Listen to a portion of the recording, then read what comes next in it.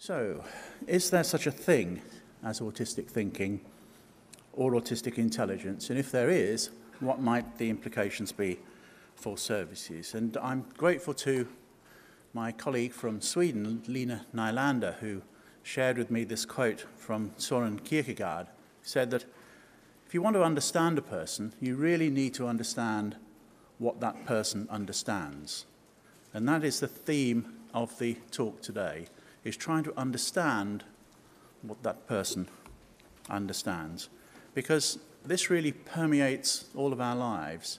In the relationships that we make with other people, we're always trying to get onto their particular wavelength. And so often I find, working with people with autism and people who work with people with autism, there isn't enough time taken to understand that other person's perspective. So what is autistic thinking, autistic intelligence? I'm going to come on to that, but would like to make the point right from the off that this is only one part of the picture. There's a whole host of sensory processing issues in autism, health-related things, the environment, the effects of stress and anxiety, which are all very significant in autism, and I wouldn't want us to leave those things out. So, we have this thing Simon Baron-Cohen and his group first described, theory of mind, the knowledge that other people have their thoughts and they're different from your thoughts.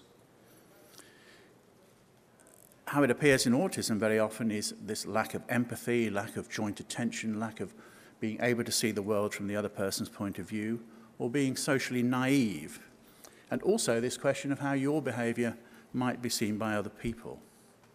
Executive function, the planning and self-regulation that sometimes we all take for granted. These often don't reach the higher centres at all. A lot of autistic people find these things have to be done at a conscious level, can be exhausting. Very, very difficult to organise oneself.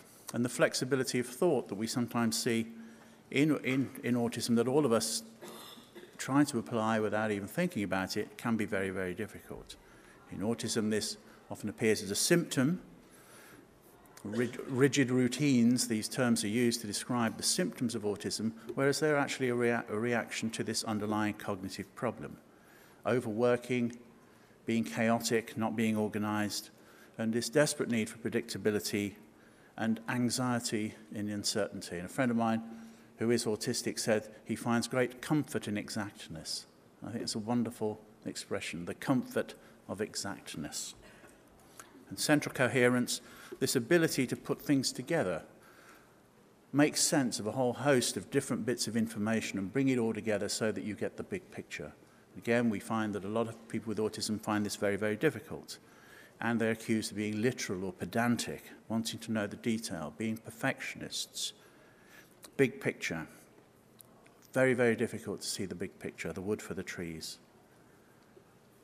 But at a very high level, very often, and Temple Grandin makes the point that without autism there probably wouldn't be NASA, this very high degree of technical skill and ability.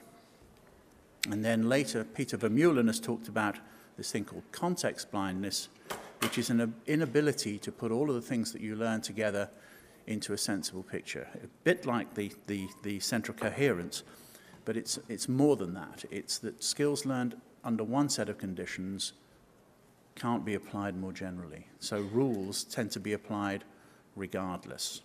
Again, can be highly problematic for people, and we call this difficulties with generalization.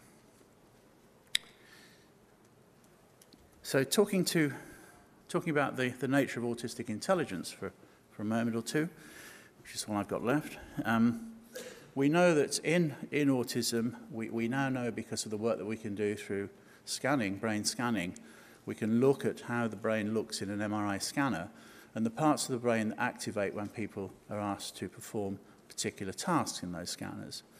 And this was a paper that was published by Laurent Mottron and his group from Montreal in Nature, which shows that the regions of the brain that become much more active in individuals with autism. And I'm going to explain some of the implications of that in a moment. This is a fairly typical picture of an intelligence profile of an autistic child using what they call the WISC. You see it's a very, very patchy profile, but there are two things which stand out: comprehension and block design. And I'll explain the implications for these in a moment. Comprehension is what we call verbal skills, those skills where we rely on our verbal abilities to solve problems. And block design, the non-verbal, the very practical things.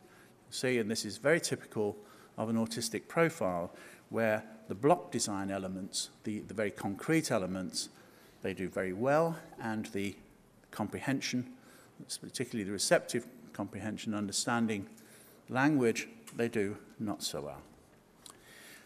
Raven's matrices, and often we find that IQ tests, and often we see children who are condemned to a particular diagnosis or particular way of looking at their autism on the basis of the tests that they've been given as children. And the WISC is one of those tests which can be problematic in autism.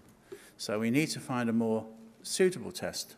And this very old test, the Raven's matrices, some of you may be familiar with. There's 30-odd items in this test, which gives a better view of someone's ability.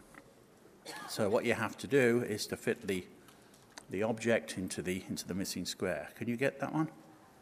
Anybody get that one? Have a guess?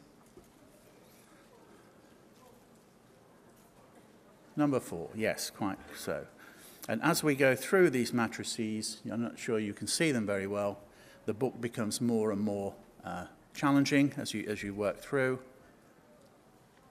I won't ask you to do these, I can't do them myself, and so on and so forth. But the interesting thing is that when we look at the differences between autistic children and controls, we see that they're not so good on those items which are part of the WACE, which is the usual test for children, for intelligence in children. But if you test the same children using this other test, which is a test of their non-verbal ability, they do much better. And that is in children, but still not quite so good as their controls. But if you look at autistic adults, you see a very different picture, and I think a very interesting picture, in that autistic adults do much better on this test than the controls. So autistic people are better than non-autistic people at these non-verbal tasks, which probably explains why you do get these very high technical abilities in autism. This is sort of more of the same, but if you look at the WISC-3, which is the full-scale percentile, and compare it to the Raven's matrices, you will see that autistic individuals do much, much better than the controls. Very, very few of the controls, that is non-autistic people, got 100% in Raven's matrices, whereas autistic people very often got 100%. I hope that makes sense. So it's not a question of having less intelligence, it's a different kind of intelligence. It's not a question of having the wrong kind of thinking, it's a different kind of thinking.